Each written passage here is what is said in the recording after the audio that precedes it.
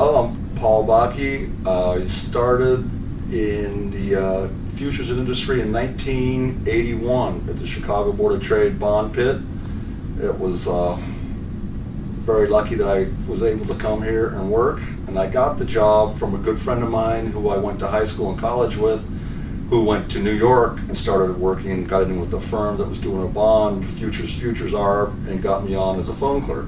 Called me up, I was in Colorado, called me up, said, you got to come out here, I'll give you a job, it's a great place, and you'll do great. So I came out knowing nothing, and small town boy from Colorado, and walked on the floor. My first impression of the trading floor was just amazing, just the mass of humanity and the noise and the action was amazing for a young guy. I was 25 years old.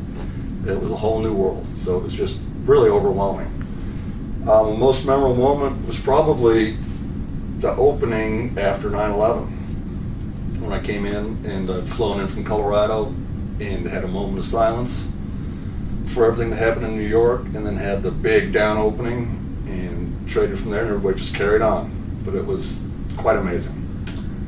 The most important thing a trader on the trading floor needs is try to keep a cool head in all circumstances, which is not always easy, and you can definitely lose your head, but you need to just try to keep smooth when things get rough and rocky and carry on. Just the orders keep pouring at you, and you just take them and do them the best you can. Just carry on. Funniest memory, a lot of funny memories, a lot of good stuff, but probably, I don't know if I can name names here, but there was a certain individual in the pit, big, pretty prominent Italian gentleman who used to like to berate everybody to death and just yelling at a new broker and putting him in his place where he should, and the guy just, he was calling him every name in the book and every insult he could think of, and the young guy who should have been intimidated, but he wasn't, he looked right at him and said, "You can't hurt me, I'm married."